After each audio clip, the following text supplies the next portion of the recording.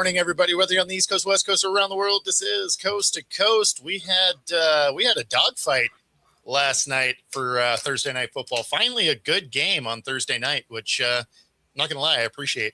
Only took 16 weeks. It only took 16 weeks to get there. Yeah, well, it was also the last week of my sports bar series for being on location, so I'm not going to have to tear my whole studio down every week now, which is awesome. Yeah, because your camera's a little askew. You have to turn it. Yeah, no, it's fine for today.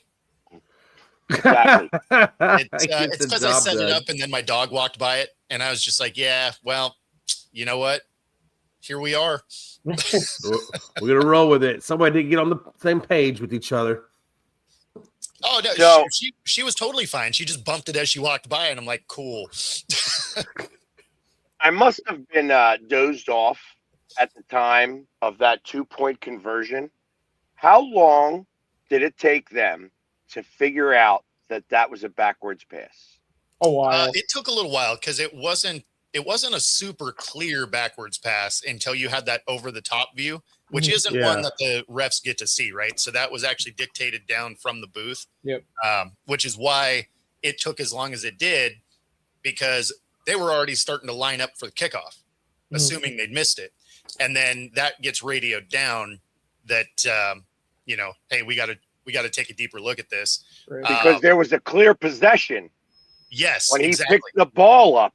Had nobody picked the ball up. That's what I was wondering. Like, why? If I was a Rams player or if I'm Sean McVay, I'm like, dude, you see the ball on the ground. Pick that fucker up. I don't care what it is. Pick it up, touch it, do something. The thing is at every level of football, they always tell you, pick up the ball. Yeah. Oh, yeah.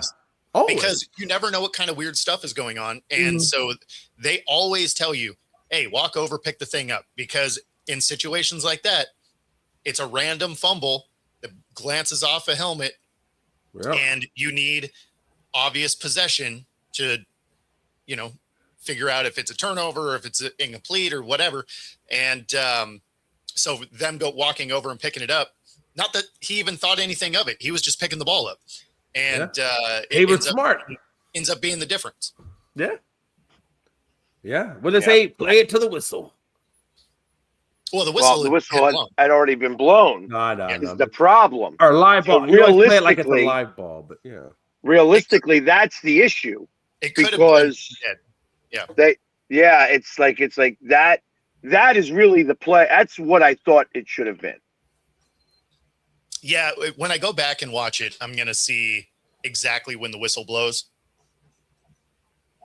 Because at the bar, I wasn't entirely sure.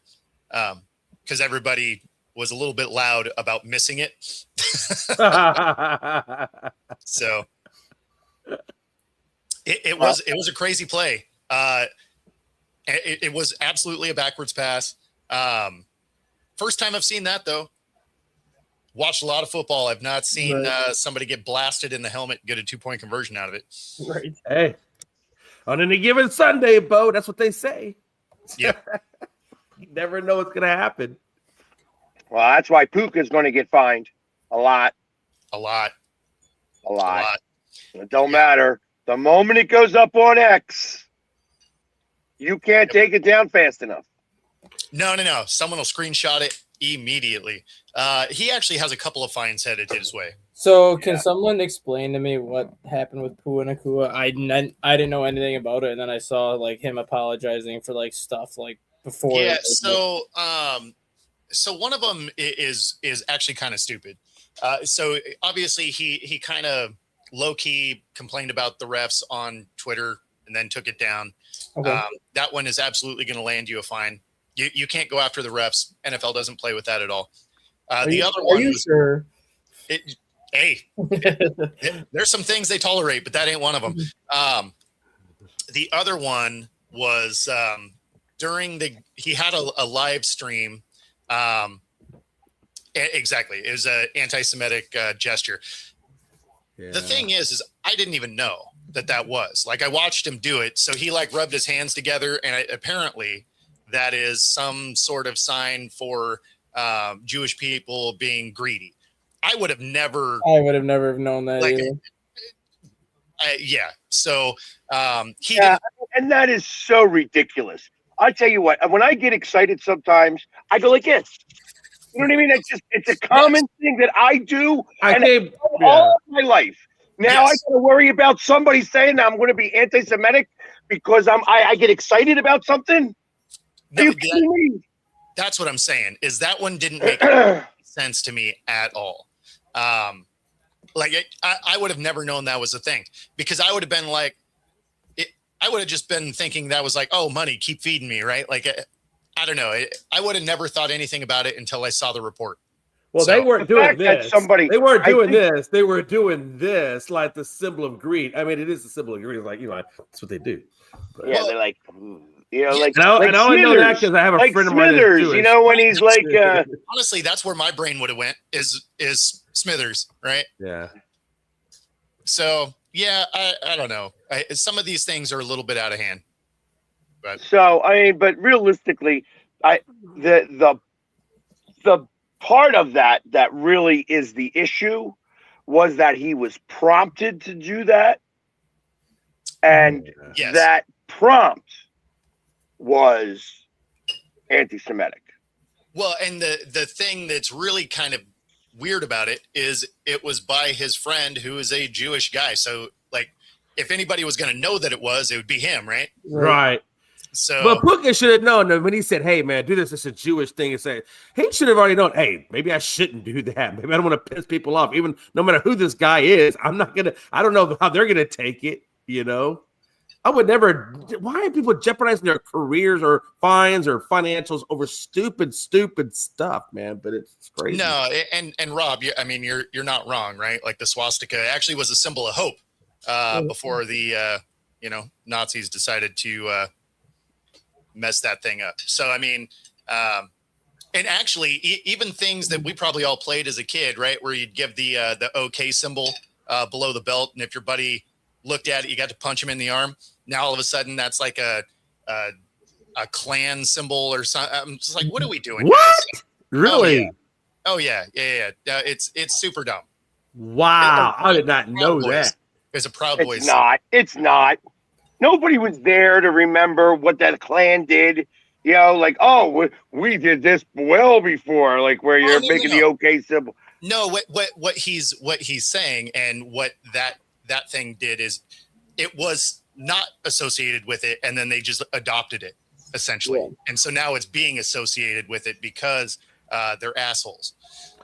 So basically, like the rainbow. So it's kind of funny with. Yeah, no, that's exactly right. It's kind of funny what you just brought up with the swastika, how that was like a symbol of hope before the Nazis did what they did with it. Yeah. My son's middle school has a junior who is 17 right now, going on 18. He's a foreign exchange student that is here from Germany for like the rest of the school year. Okay. He has like a swastika symbol on his arm that actually says hope in it. Yeah. And the school actually makes him cover it up. There's no question. Yeah. You're gonna cover that up. You put hope in it. I don't give a damn. But it's just like he's like actually from Germany though, like the country. And actually, it's probably backwards. The swastika is probably backwards, but nobody knows the difference. Yeah. But like I'm saying though, he's like from the actual country that kind of abused what the initial symbol, what that actually meant, and actually look. Hold on a minute. Hold on. I've been to Germany. I've gone to the damn concentration camps. I've seen the look on the German people's face. They are freaking embarrassed about that damn thing and what it represents to their country. Yeah. So I don't know what this guy's doing. When was the last time you were there? I mean, the world has changed a lot since the last time you were there. Question, right? You asked me a question. 2016 to 2018. But even now, that's still 10 years ago. The world has changed a lot. I mean, the kids today are so much different than even how they were 10 years ago. Mm-hmm. They really are. So it's like there's so many different things that I would never do that is acceptable now. Yeah.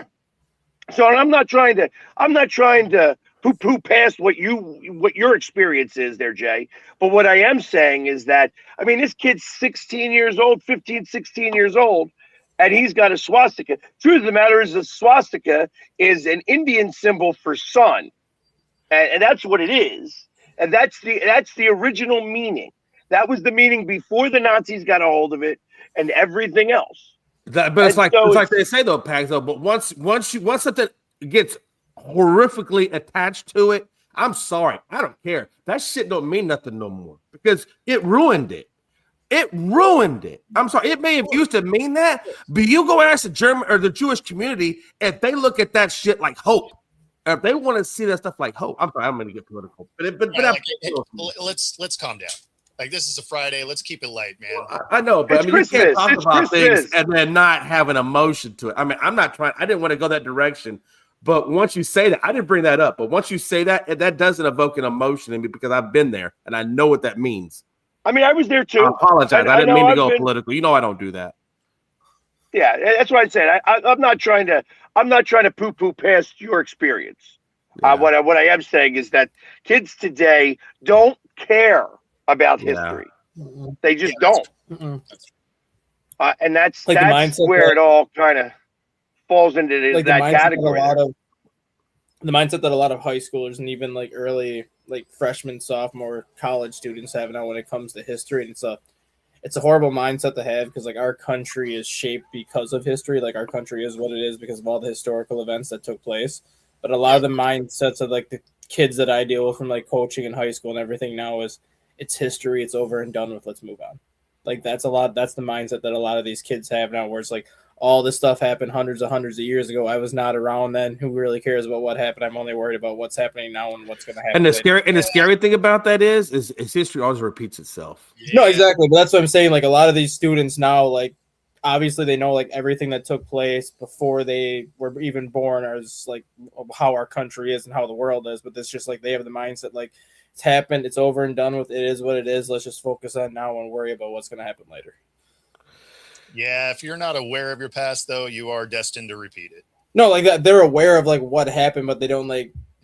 I don't know how to like word it to make it sound like different, but like they don't care about what happened. Like obviously they're aware of what happened because of all like you find it everywhere. Whether it's like the Civil War, World War I and II, like you'll know about that stuff no matter where you go or whatever. Like they're aware of what had happened. It's just that they don't that's where you're wrong. It's funny because if you go back and you read history books today versus like when we were in school or our parents were in school, there's been some creative writing to some of the history books. Oh, I know. I've seen That's a reworking of some stories. Yeah. What is it? What is it? The Mandela effect is real. It is. Well, wait until next. No, don't get me wrong. History is always written by whoever won, right? So it's going to be shifted in whatever direction it is, Yeah, you know. right. But Wait until next year when the new history books come out and 9/11 is officially put in those history books because it will be an event that took place 25 years ago. I mean, they would. That event is in a bunch of them anyway. No, 'Cause I'm it's just saying such like a major event. like it's gonna be like one of the things in like all school textbooks like starting next year when all these schools get like their new history textbooks. That's now gonna just be printed in all the school textbooks now. Yeah. What a time to be. How about that? Who was the Armand St. Brown? Did y'all see that one? Oh, about the flicking of the boogers, and they were talking about it. And he's like, "Yeah, that's kind of a gross. That's kind of a gross thing to be doing on the." I didn't realize he was doing it until he showed it. I'm like, "Well, that is kind of gross. That is kind of. I don't know. It's just weird what they think of to celebrate." Yeah. Rob, getting it back onto sports. I would kind of say neither, No. right? Like there were some major things that the Seahawks need to clean up.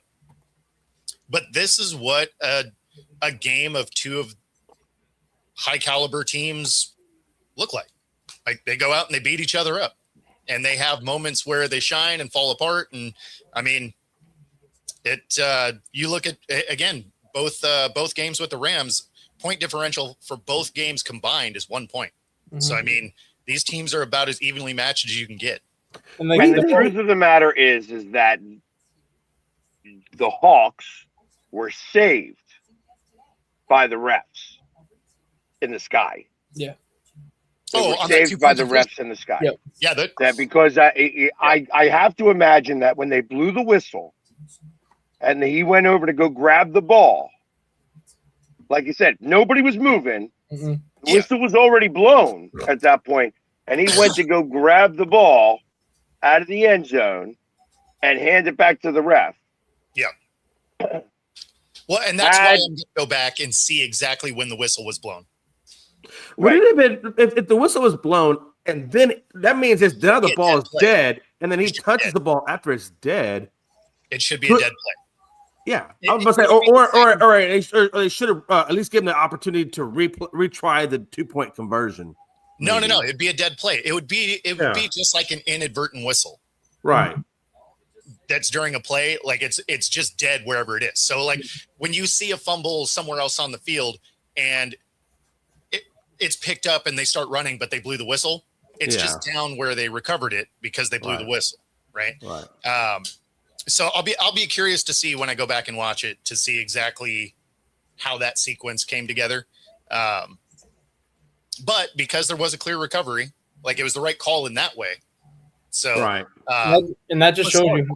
And that just shows you like how quick momentum can switch in a football game too, because you look at the possession before that, Sam Darnold gets picked off at the 1 on just a great well, and we scheming also play. had a fumble at the 1. a earlier. great scheming play by the Rams where they brought the defensive lineman up to blitz, and all of a sudden the lineman drops into coverage, and Darnold just misses him dropping in the coverage and throws the ball exactly where he wanted to throw it, but the lineman was there.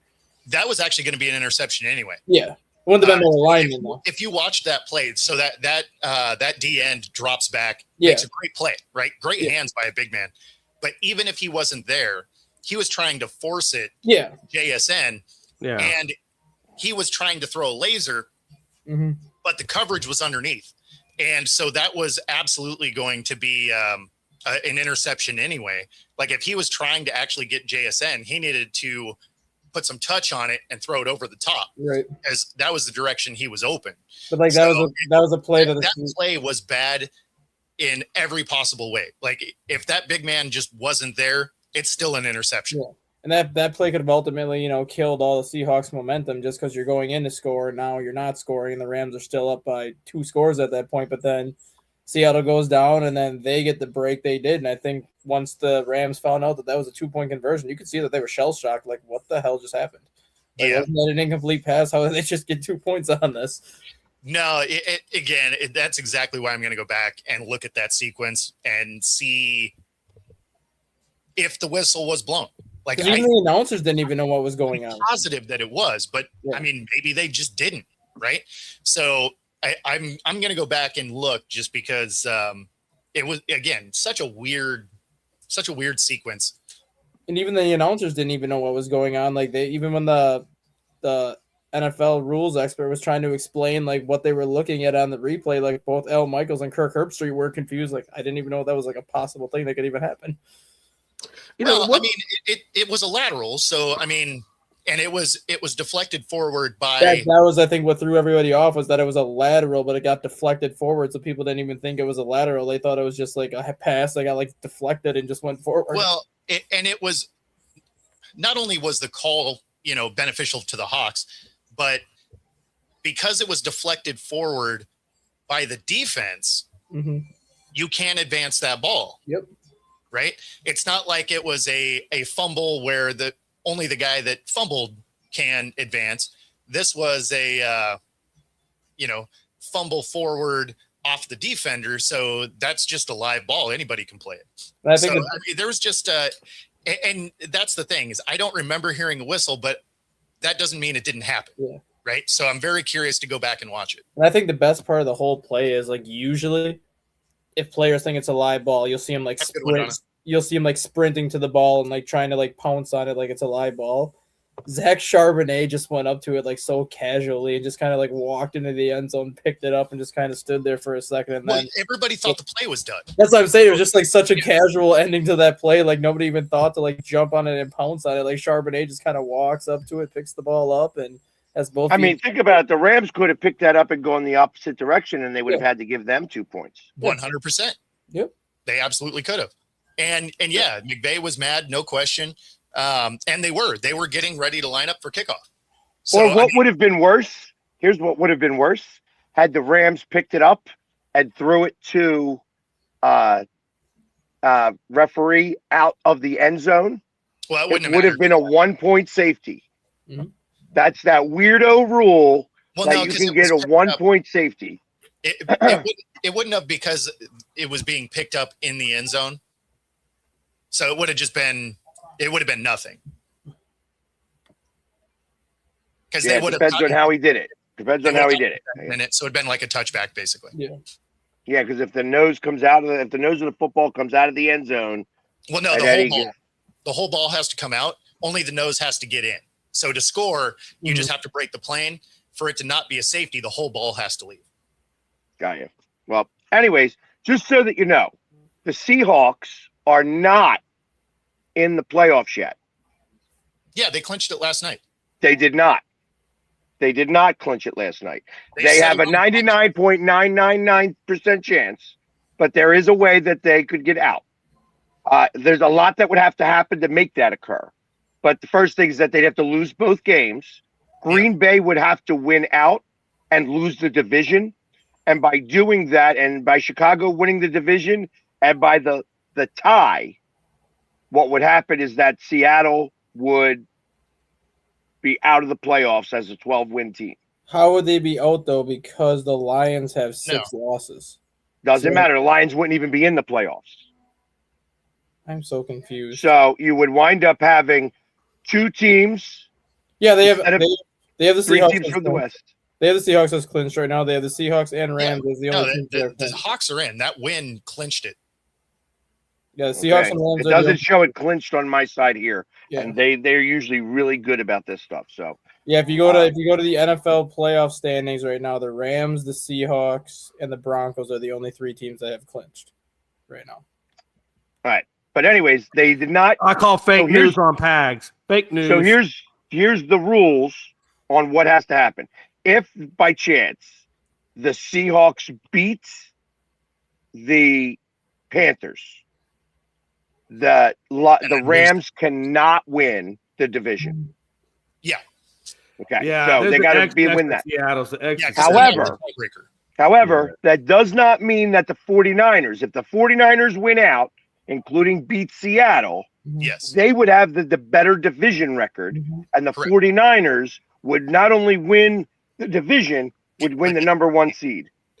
Oh, for sure. I mean, there's going to be 3 teams coming out of the West. There's no doubt about that. I cannot imagine Oh, they yeah. don't come out No, the it's West. just super convoluted about winning the division Yeah, itself. right now. Yeah. Right now, when you look at the The NFC playoff standings, there's only 2 teams really that are fighting for a spot. Like obviously, you have the Bucks and Panthers fighting for that NFC South spot for the 4 seed, and then it's going to come down to the Bears and the Lions for that last spot because right now the Bears are 10-4, but with games against the Packers, the 49ers, and the Lions to end the season, the Bears could drop all 3 games and go to 10-7, and if the Lions win out, then they're 11-6 and pass the Bears anyways.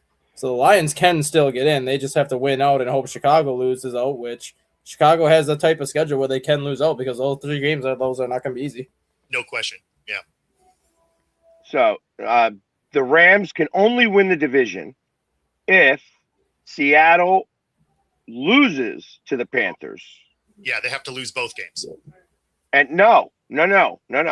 Actually, if they beat the 49ers, because the 49ers has to lose at least 1 game to remain out of the division. Yeah. So if by the Seahawks beating the 49ers, the Rams would win it on the 5th tiebreaker.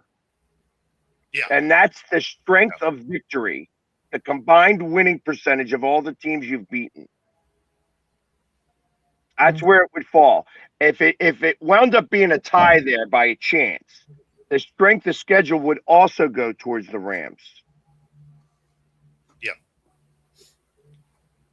Yeah. You know, and then, I didn't because put them on there because they get Minnesota week 18. That's kind of why I didn't say Green Bay was going to lose out because they get the Ravens and Minnesota their last 2 games. So I think Green Bay is going to easily win 1 of their last 3.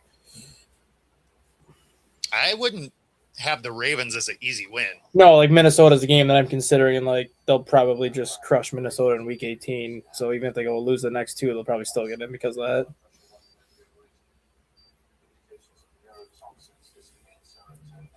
Yeah. But like the only seed right now that I think is there's only 2 seeds in the NFC right now that I think are solidified. I think the Eagles are going to be a lock for the 3 seed.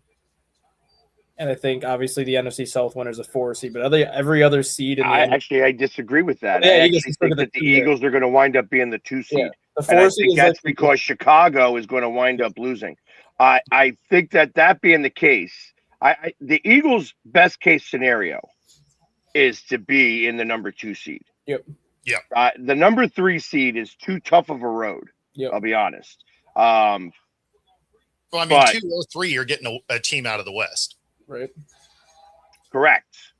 No, 3 or 4, you're getting a team out of the West. You have the 4 versus The 5. 2 is Oh, going yeah, to be the either 2 playing 2 Green Bay or Yeah. Detroit or Philly. even Chicago in the mix. Yeah, So, so, 'cause- you're right. 2 would be the best path. Yeah, so I take that back. The 4 seed in the NFC is the only seed that is solidified because that's just going to be the division winner from the South. Otherwise, That is correct. The other 6 seeds, you could see 3 or 4 different scenarios in the next 2.5 weeks of who gets the 5, 6, 7, 2, 1, 2. Yeah, and it's a very small chance. You're going to say that the division winner from the West is going to wind up having the 1 seed. I mean, short of that, because if the 49ers win out, that means the Bears have lost another game Mhm. because they're playing each other next Sunday night or Monday night even. Sunday night, I don't yeah. even know. I think it's Sunday night. And then, so ultimately, that's what, and I need that. I need the 49ers to win. I almost want the 49ers to be the 1 seed.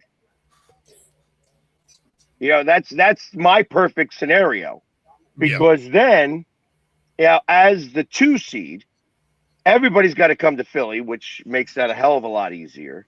Sure. And ultimately, I think that Seattle or the Rams could beat each other. But imagine that game, the Rams in Seattle playing in a division playoff, which I think is very possible.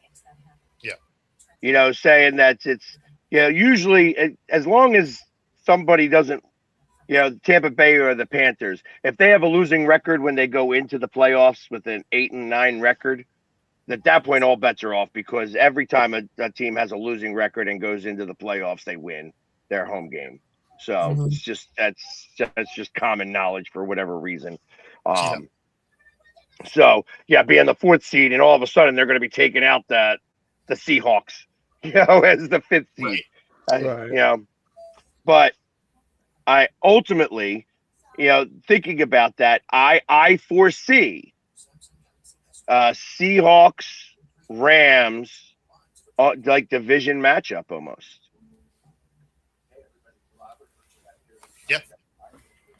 I could potentially see an all NFC West NFC Championship game too. That would be weird. Because if you have It is entirely possible. Because if you have the 1, 4, 5, if you have the 1, 5, and 6, for example, Right. say the NFC West is the 1, 5, and 6. I think the 5 seed's going to knock off the 4. I think the 6 seed would have a great chance to knock off the 3, depending on who gets the 3. And then one of those teams is going to get the Seahawks in the divisional round. The other seed would get the 2 seed. I think it could end up being an all NFC West NFC Championship game, depending on who the matchups are in that divisional round. It's definitely possible. And that's why I think that the Eagles having the number 2 spot is either going to have to play, saying that everybody holds weight like you just said. Mm-hmm. That means that the Eagles would wind up playing the 5 seed as the number 2 seed. Yep, which would be the 49ers or the Rams in Philly, and then the 6-seeded 49ers or whatever. Would go to Seattle. At this very second. Yep. Obviously, that could flip-flop around depending on what the 49ers do, depending on what. Oh, of course. Like the best thing that happened yesterday happened for the 49ers. Mhm. The 49ers actually also own their path to the number 1 seed. Yeah. Seattle owns it, and so does the 49ers. Everybody else needs help. Yeah. Do you think we'll see anybody sitting players as we get closer to the playoff time?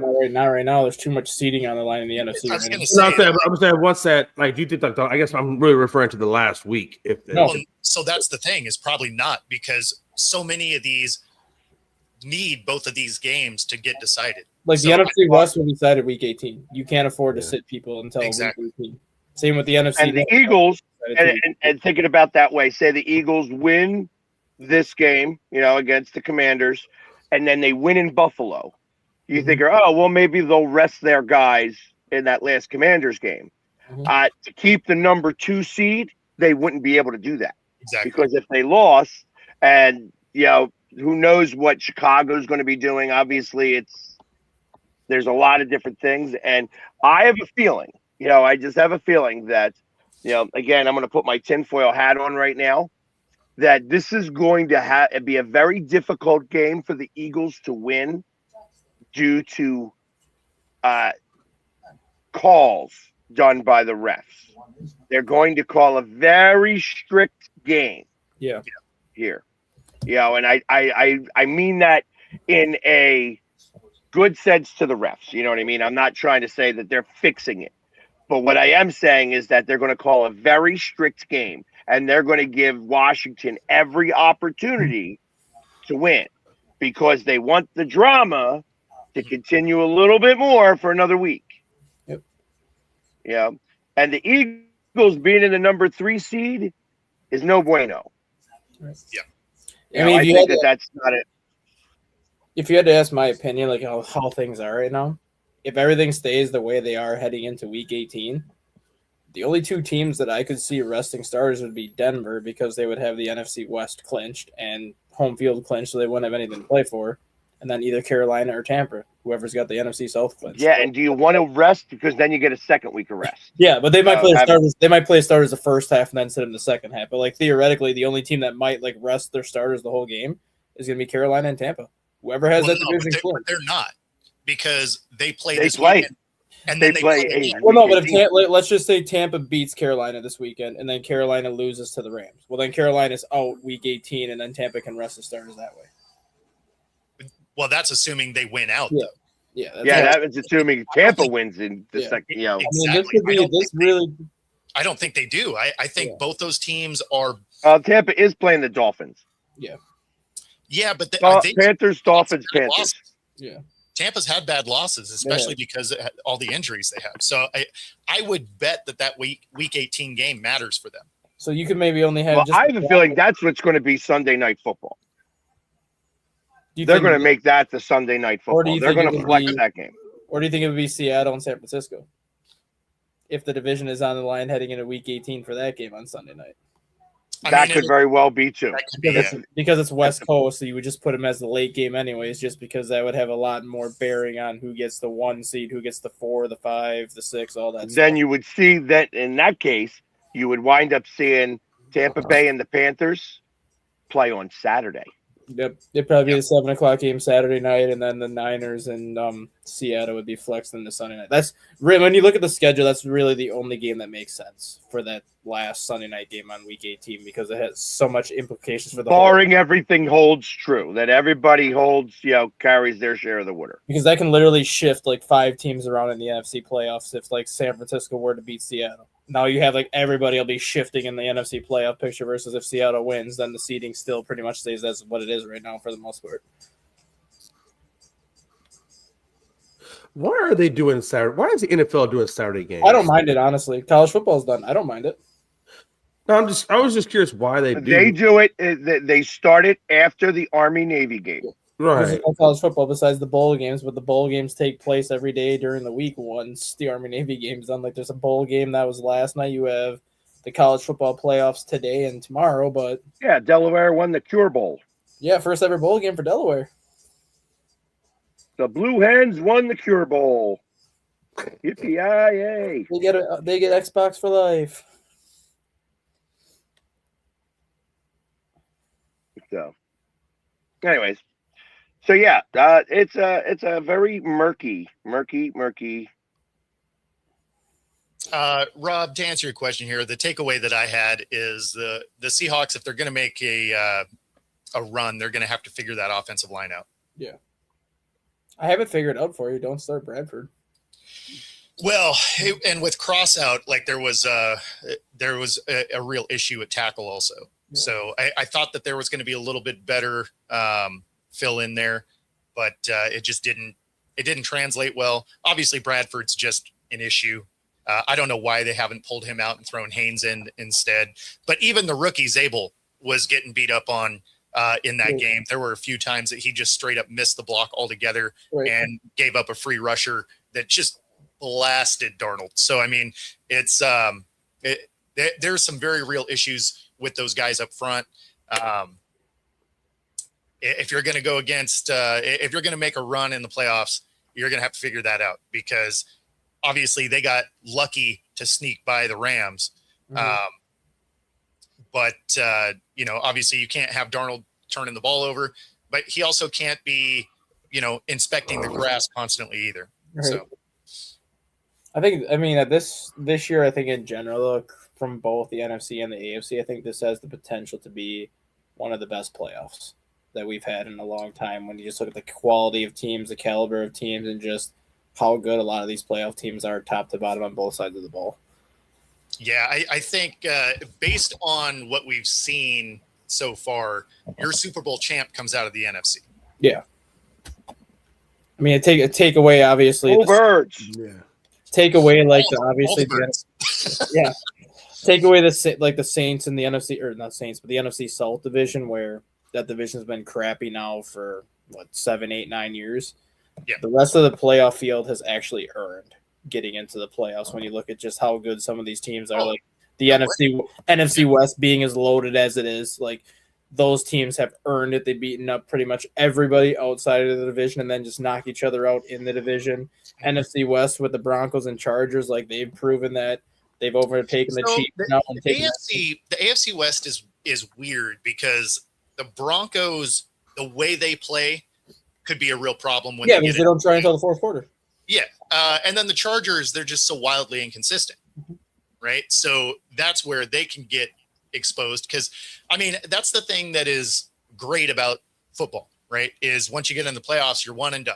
So all you got to do is have a Chargers team that, randomly forgets how to play football. Or a Justin Herbert playoff game last year where he decides that he has 2 interceptions during the regular season, then throws 4 in the playoff game. No, and that's the thing, is the Broncos and the Chargers are both, they have some very real flaws to them that could get, exposed in the playoffs. The good thing for them is the AFC isn't as stacked as it generally is. So one of those two teams is probably going to represent that division. But The real conversation in the AFC this year, though, I think is going to be surrounding Josh Allen.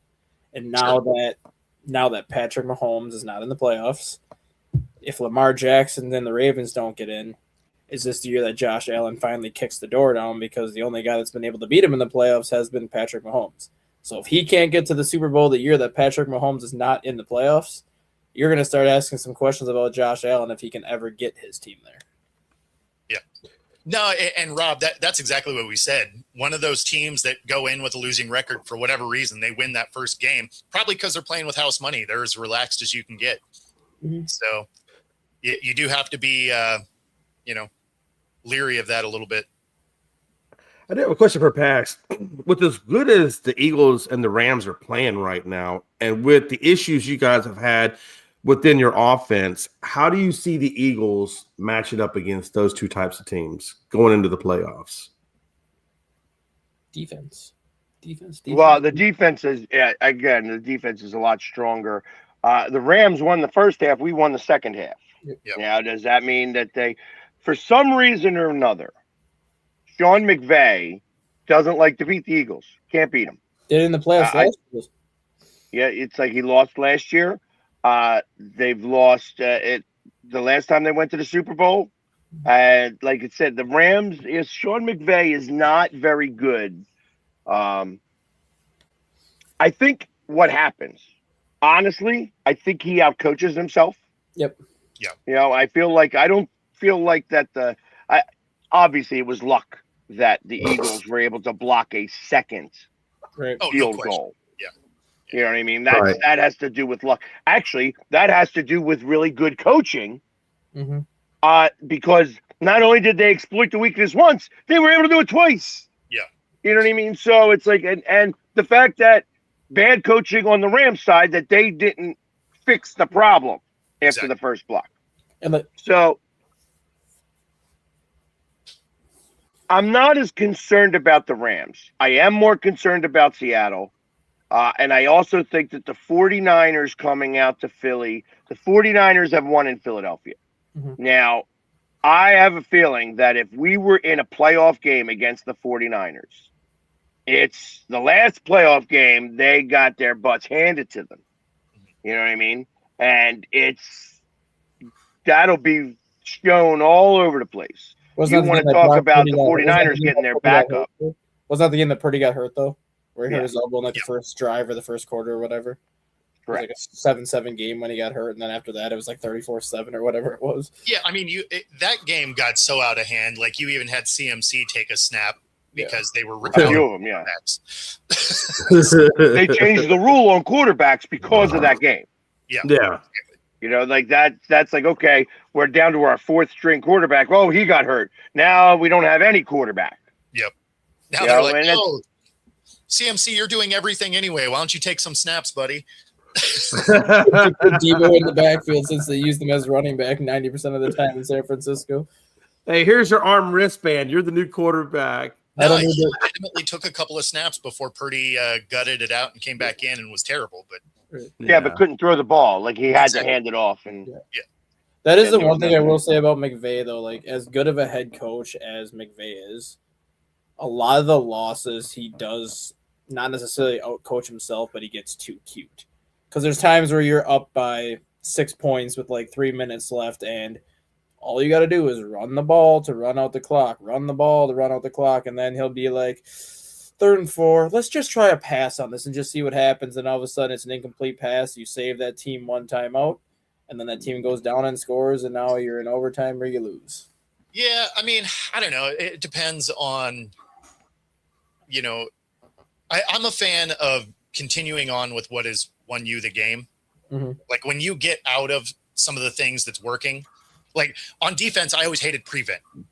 Oh, I As hate soon as that was called, I was immediately mad. Yeah. Basically, you are conceding yardage, so you can Yes. get them into a rhythm, right? And on offense, if you got an offense that's just clicking, I get the, wanting to run the ball and run out time. But if you're effectively going 3 and out by running the ball, you're giving them the ball back anyway. Yeah. So I would rather see you continue on with some of the things that are working. Maybe they're Right. short passes so that they're a high percentage play. But Well, back in this, remember the Super Bowl game between the Patriots? Remember the Super Bowl game between the Patriots and Atlanta? And Atlanta was putting all the pressure on Brady. Brady really wasn't doing much, and they were kicking him 28, or they had him up going into half, and then they took the pressure off the second half, and then Brady went to work. So I also like they were conceding a little bit to Brady, not putting the pressure that's on him. that's actually not what happened there.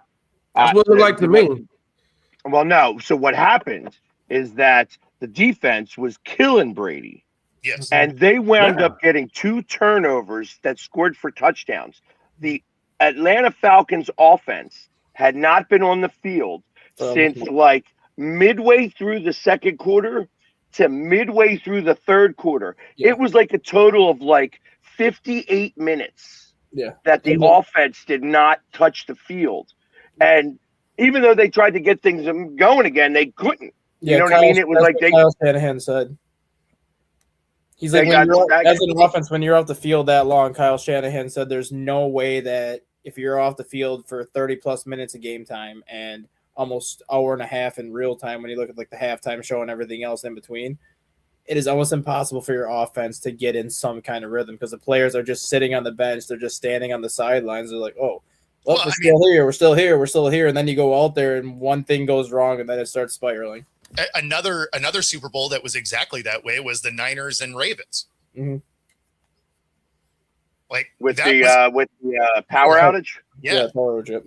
all of that downtime with the power outage, Help the and Ravens. that was a wildly different game. Because the 49ers were dominating the Ravens up to that point on both sides of the ball. And then all of a sudden you have the power outage. And all of a sudden, like, the Ravens were able to regroup. And the 49ers were like, oh, now what do we do? Wow. You lose. That's what you do. Yeah, you do. That So, was the yeah, no, it Harbaugh. was, that was the it was the Harbaugh Harbaugh Bowl. Super Bowl. Yep. Yep, the Harbaugh Bowl. But I agree with you. I don't think you should never take the gas off of a team. I don't care. No, The team can come shouldn't back. you shouldn't take it off, but you also shouldn't get away from what's working. Yeah. Like Oh, no, for sure. that's where when you're watching, it always makes me mad. Is you're like, okay, there's no reason to get away from the thing. Like, yeah, okay, you're passing, and if you get an incomplete pass, it stops the clock. But you've been highly successful at it all day. Mhm. You're putting up points all day. Now you're going to run the ball, which you have not done particularly well. But you're like, we're trying to run out the clock. Well, you know what runs out the clock? Moving the sticks. Moving the sticks moves the. If you're 3 and out, you know who gets that ball back? Oh, the other team that's trying to score. So, yeah, I've never been a big fan of it. Like, obviously, if you're in a situation where you can run the ball and even a 3 and out is going to give them like 15 seconds, sure, I get it. But if you have a couple of minutes left, don't deviate from what's winning you the whole game. Right. No, I agree. Yeah. Me too. I agree. I mean, honestly, that's what helped the Seahawks win that game. Long before that second score and the glance off the helmet and all of that, you saw the Rams start to get out of what they were doing well. Yeah. Because Not only that, and the had Rams. had they continued just picking apart the middle of the field, Seattle couldn't defend the middle of the field to save their life. Just as And that was against the run or the pass. Yeah, They was had that no 2,000? answer. Was that 225 yards? Yeah. There was no answer for the middle of the field. But they started getting away from it, which is how in the final like 8 minutes of the game, you saw a bunch of 3 and outs. They were punt. It's because they were now getting out of what was winning them the game. Right. I will say this now, like now that you've seen Matthew Stafford with the Rams now for 4 or 5 years, Okay.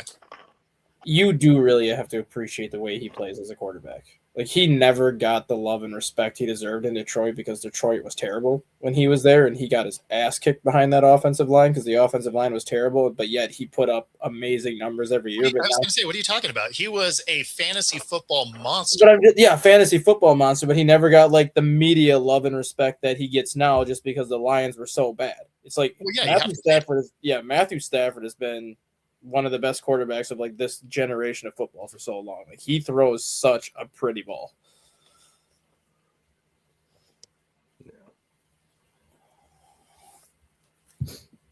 Yeah, I just say with the Rams defense, they could not stop the run to save their life, man. They gave him so many big runs in that game. And I like the way Seattle, on the one big run that he had, it wasn't even a run, it was more like a screen pass to him, and then he just went up the field. Shaheed? Yeah, that was an end around.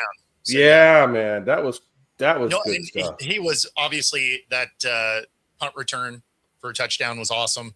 Yeah. And it's why Seattle is listed with the best special teams in the league. Yeah. I mean, they're the only one with a positive plus minus.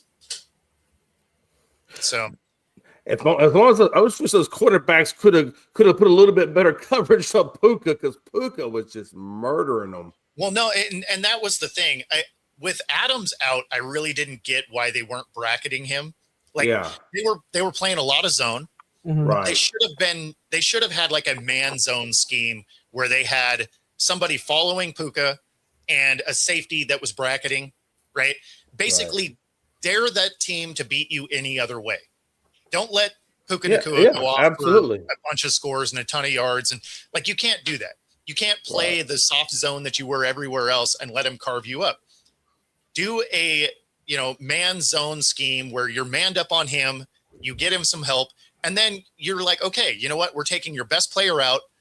I dare you to beat us with somebody else. And if they do, hey, awesome. But you can't let their main guy get you. Right. Yeah, no, I agree 100% on that one. Like you said, if it wasn't for that 2-point conversion, it wouldn't have been Seattle. That would have been the Rams. And that just happened that y'all got that one. Yeah, well, and then the one in overtime. That was a pretty. I don't know how you leave the guy well, I don't know how you leave him that wide open. How does nobody follow him? Because I think the Rams just thought he was blocking. Because he lined up. That was that Ferguson or no? It was the guy. So both of their safeties were in the middle of the field, though. Both the safeties were back. Like someone could have easily come up on that play. Yep. Yeah. Now, don't get me wrong. I'm glad they didn't. But yeah, I mean, there's a lot of things that had to fall the Seahawks' way for that to work out, especially after Sam throws a couple of touchdowns, or I mean, a couple of picks and the fumble. And I mean, there's just there was a lot that went into that. And yeah, exactly. The Rams push a gimme field goal. Really, that thing just never cut back. It faded all the way to the right and missed. So I mean, like there's a lot of things that kind of went the Seahawks. And the other thing that the other thing that I thought was very odd that Seattle got away with, that the end of the second half, it was like they had 3 possessions that happened in 10 seconds. It was like 3 and out, 3 and out, 3 and out. And Seattle kept calling the timeouts. Now, the Rams couldn't move the ball at all, but they wound up, Seattle ran out of timeouts, so they just ended the half, especially after the sack. But realistically, it was, the Rams moved the ball with Seattle calling the timeouts. They actually still had 2 timeouts left. They could have still moved that ball down the field. It was odd that it didn't happen that way and that they wound up getting away with it. I think it was because of where they were on the field, because the sequence that you're talking about, they did still have 2. They had maybe 20 seconds left, but they were on their own 20. So they would have needed some pretty good sized chunk plays, and they weren't moving the ball. So I think that's where they were like, hey, you know what? Let's just shut it down. It's not like they were close. Like if they were at the 40, they would have been doing something, but because that's what I'm saying. They made one play and they gained like a few yards, and that was it. That was really the end of that. And there was like, okay, they ran out of timeouts, end of story. It was just odd. And of course that fumble that they got on the one, but momentum brought them in. I knew that they were going to call that a touchback. That Seattle was like, screaming that, it should be down on the 1. It's not how that works. You know what I mean? That was a touchback all the way around. Yeah. Yeah.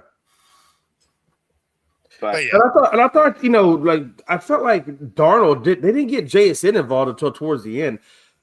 Well, so what I was saying they should have been doing to Puka is exactly what the Rams were doing to JSN. Is they were grounding him, and then how he started to go off later is the defense got tired. Yep. Yeah. So all of a sudden he was starting to get a little more separation than he was in the first half, and it worked out for him. But I think with Darnold last night too, I think he kind of not necessarily proved it because he's got the most wins in the NFL the last 2 seasons as a starter. But last night, I think kind of solidified that he can't win the big game. Like last night, Darnold, he struggled the first 2.5 quarters. Well, he got bailed out by his team. When they needed that wasn't on Darnold. No, but when they needed him, he came through when they needed him and won the game when they needed him to. He threw some lasers for sure. Like he threw some that you're just like, ooh, that was a tight window.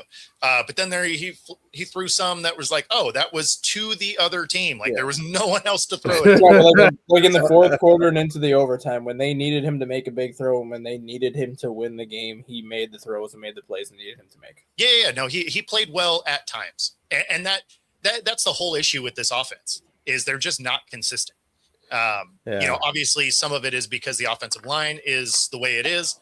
And some of it is just Darnold, randomly making bad decisions, like the one that D end caught. So, yeah, I've had him on my fantasy team, and it's been kind of rough to watch Darnold this season, just because he just has not looked like he's gotten into a lot of good rhythms in the games. It's been a little rough. He's kind of struggled down the stretch here a little bit. Some of it is the gunslinger mentality of it, which throw some picks, right? Like you watch Brett Favre do it forever. Yeah, we did. You watched him do it all. You watched him do it all year in Minnesota last year, just because that's pretty much how that offense was last year. Was just chuck it to Anderson and Jefferson. We don't care what happens. One of them will catch it. Yeah, well, and that's the thing is when you have the mentality of my guy's down there, like some of those aren't going to hit. So I mean, you don't like to see it, but you also don't want to see situations where teams aren't pushing the ball either, right? So if you're pushing the ball downfield, picks happen. A couple of those, I mean, especially that last pick, that was just such a bad decision, right? But if our guy doesn't fumble on the one, presumably they score on that play, so the game's totally different at that point too. So I mean, there's a lot of coulda, woulda, shoulda during that game. Yeah. Scott, I would say it's a 50-50 that Seattle wins their last two games. The last two. That San Francisco game is going to have so much meaning for not just the Seahawks, but for the 49ers also, knowing that they can win that division yet. I mean, you can't even say that that's not true for their next game against the Panthers. Yeah. So, because the Panthers absolutely want that game. Right. Because they want to get the division. And Oh no, these last couple of weeks are going to be meaningful. Seattle wants that game because they want the number one seed. So, like, both these games are going to be a lot of energy from both teams. I don't think anybody in the NFL right now or any division in the NFL has locked up their division, have they? Denver. Did Denver lock it up? They have a 3-game lead with 3 games left. Yeah. They pretty much have to lose out. Nobody's saying Darnold's elite. Hey, Rob, if you're not sold on him long term, I'll take him back in Minnesota. You can just kind of throw him aside. We'll take him back. Oh, you should have heard Rob at the bar last night. Like he was ultimate hater status. Hey, if you don't want him in Seattle, you just get rid of About the other. halfway through it, I was pretty sure he wasn't even a Seahawk fan. Like not the Dustin. Let me just switch teams halfway through. But give me Darnold. We'll take him definitely back. hating. We'll take Darnold off your hands, Rob. If you're not sold on him, I'll bring him back. I'll take him back in Minnesota. Oh man, yeah, I bet you would take him back, man. Y'all should have never got rid of him. That was dumb on y'all's part. I don't want to talk about him. No, let's talk about it. I feel like I feel like you got pent up anger that needs to be talked about in terms of that. This is almost the getting rid of him, even though it's not in the same wavelength. But getting rid of him is probably the dumbest decision that organization made besides the Herschel Walker trade. Yeah, like you had. Oh yeah, I want to talk about that. You had a guy in your building that actually ran the Kevin O'Connell offense better than Kirk Cousins. A guy that's still 27 years old, who was a former number 3 pick in the draft, that wasn't going to demand the same kind of money that some of these quarterbacks are demanding. Like, you had your guy in the building. It's just like, well, I used the number 10 pick on McCarthy. We have to play him after not seeing a single snap last year. Hey, stat guy, I gotta tell you though, hey, that was like that trade for you guys for Minnesota, dude. Y'all didn't get nothing out of that trade. No. Like zero. And then you'll wind up trading Herschel or got rid of Herschel 2 years later after that trade. And then the other that was like the worst trade ever for you guys. The other dumb move was getting rid of Randy Moss, and we got rid of him. Sending him to the Raiders for, I think, 2 picks, and it was a 2nd and a 3rd round pick. And I don't think either one of them played more than 2 years in Minnesota. So essentially we got rid of him for nothing. Yep. Yeah. Great. It's gonna be frustrating to be a Vikings fan because y'all have gotten so close on a couple of teams and just have not been able to get there. That's why our trophy case is empty, because every time we have a good core group of players, or like a good player, instead of trying to build around that player, we decide to trade that player. Damn, hold on. Oh, somebody did a shot at the pen. Oh, Robert came out swinging on that one. Robert, please. Tell us who you're referring to. I'm thinking it might be Stat and God. Dustin, that's why I made the comment. That being said, that does get us to the top of the hour. What a time to be alive, We man. appreciate it. For those of you that came out for our Toys for Tots events, thanks for the donations. We're delivering all those toys today, so Awesome. that'll be awesome. Other than that, enjoy your weekend. We'll see you all Monday. Take it easy, everybody. Get your Christmas shopping done. It's not done yet. Birds. Screw the birds.